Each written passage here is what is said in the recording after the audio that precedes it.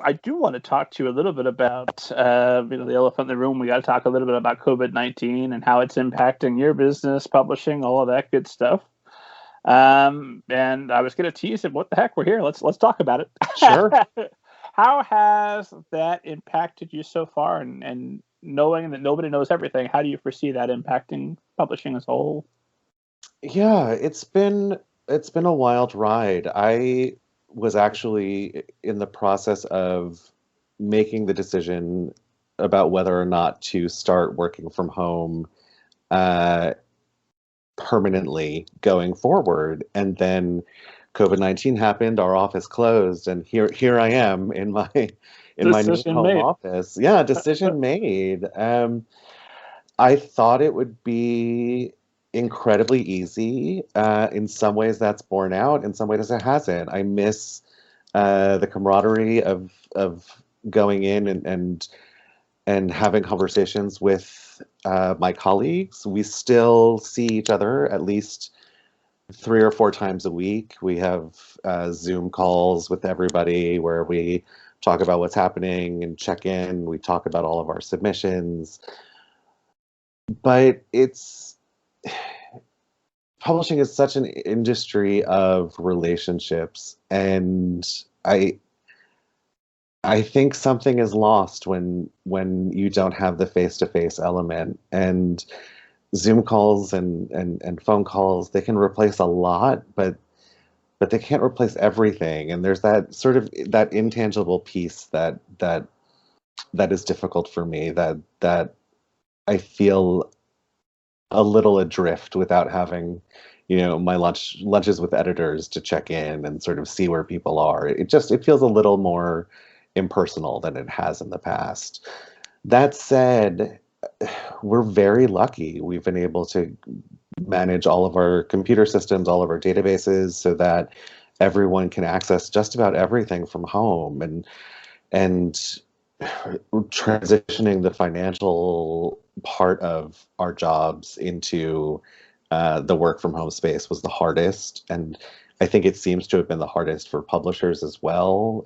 Contracts and financials are the departments that seem to be lagging the most. But Was that we're for security concerns about how to keep all that information safe? Or Well, for us, there was the really just practical concern that we couldn't access our checks. So we didn't have wire information for all of our clients. So oh that my, first week was a real scramble to email every single client, kind of prioritizing people we knew were about to be paid, and then extending to everyone who could be paid, and building a new database of electronic banking information that we could handle, and making sure that checks were being forwarded to people at home so that we could deposit them and not have to go into the office to get them. Um, it, yeah, really a surprising amount of work was still done by check, and that was the hardest part for us. Um, you forget that as much as we have shifted to the internet, shifted to server-based programs, there are still some things that we just have always done on paper, and we've never been the most technologically advanced industry. So, it's there have been some hiccups, but we're pretty lucky. In terms of what happens going forward, I'm concerned about fall 2020. I think that uh, books that were delayed at the beginning of the crisis, summer books that were pushed into fall, are all going to start to come out, and there might be such a backlog of new material that it's going to be harder for books to stand out, because we're kind of trying to cram 2 seasons into one. But once we get through that logjam, I think we're going to be okay. gotcha. So we'll have one season of Not So Great, and then but by the time we get into spring, I we'll, think we're going to be pretty normal. I uh, hope. I hope. Is it possible, and I say this as somebody with absolutely no knowledge whatsoever, Mhm. but is it possible on the optimistic side that because we're not getting our Wonder Woman 1984, we're not getting our Black Widow, all our beautiful movies have been delayed. Hopefully, we'll still get our PS5s and our Xboxes, S's, and all that good stuff. But with so much space open and more people spending time at home than ever, um, I know that I've been seeing book sales go up for a number of friends anecdotally, Mhm. and then I know anecdotally some people who haven't been the big readers that they used to be have been coming back to it because they've had more time. So is there maybe some hope along that track? I think there is. I think that, people have had some people have had a lot more time on their hands than they used to, and have been looking to books for entertainment, and remembering how much they do love reading. I think uh, backlist titles, books that have been popular for a long time, they're finding so many new readers. Word of mouth is pushing sales so strongly. Big box stores are selling more books than they ever have before. Um, there are definitely reasons to be encouraged. There are also reasons to be concerned in terms of independent retailers and new books having a harder time standing out. But I, th- I think it's going to balance out. I think things will shift back to relative normal, um, in the near future. I'm hoping, and hopefully the net gain of book sales is up. Your mouth to God's ears. Yeah, fingers That's crossed. exactly what happens. Well, how are you seeing? What are the smartest things you're seeing authors do and publishers do, and what are you recommending that your authors do to better position themselves for whatever the new reality is that's going to emerge post quarantine or mid quarantine? God knows how long this thing might go on.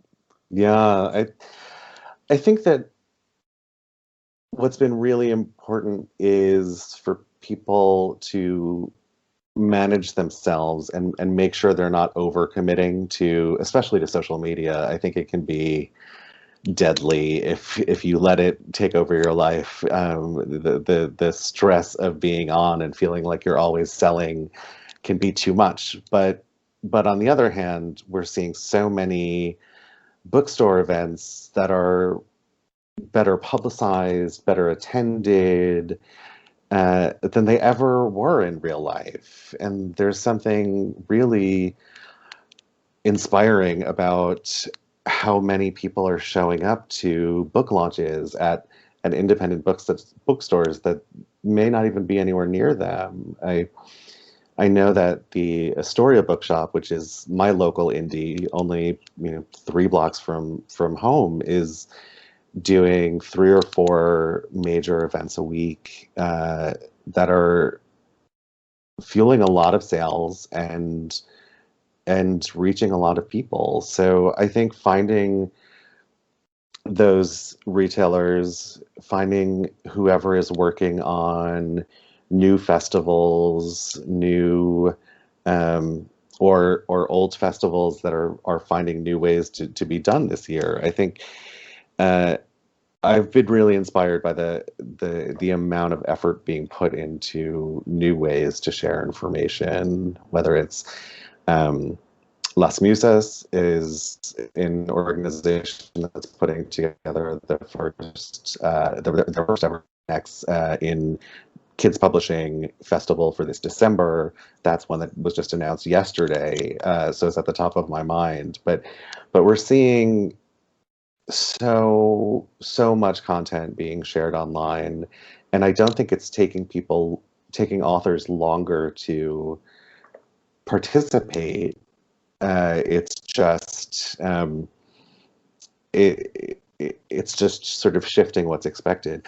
I had an author whose book came out last Tuesday, and she was saying she had to get up at 4 a.m. to start doing radio interviews. And I was commiserating with her. But then she said, if I was touring as I was supposed to be, I'd be up at this time for a flight anyway. So in a lot of ways, she was getting to more people than she would have on a traditional tour, and still putting in the same hours, but to different and hopefully relatively equal effect. Well, do we want to say the author's name and the name of the book to save our Sure. That was Taylor K. Mejia for her book Palo Santiago and the River of Tears, which came out from Rick Riordan Presents last Tuesday, which was August 7th, maybe. Dates are where I'm shakiest during this whole pandemic. Yeah, time has no real meaning anymore. Not at all. I'm surprised every week when I somehow instinctively remember what day to put my trash can out. Like, oh my God. Good work. I've not always been that lucky. And now, since everything's streaming, I don't remember the last time I watched network television. That used to be the trick for remembering the days when you were home at all times. It's on television. It's Friends. Oh, it's must-see TV. It must be Thursday. Tragically, I'm a big fan of Big Brother because I love terrible reality television. So that is a new season has just begun, and CBS has me by the neck now for the remainder of the summer. Got you on their all access, so you'll be forced to enjoy it. Yes, they do. Yeah, we got hooked by Disney Plus. My 6-year-old has been singing Hamilton since he was about 3.5. Okay. And now it's been playing on a loop since the day it launched. Yeah. There are worse Disney things Plus to have. wanted to discontinue Hamilton. I know that would upset the rest of the world, but I'd be okay with it. You could use a break. Just take it away for a month. Yeah.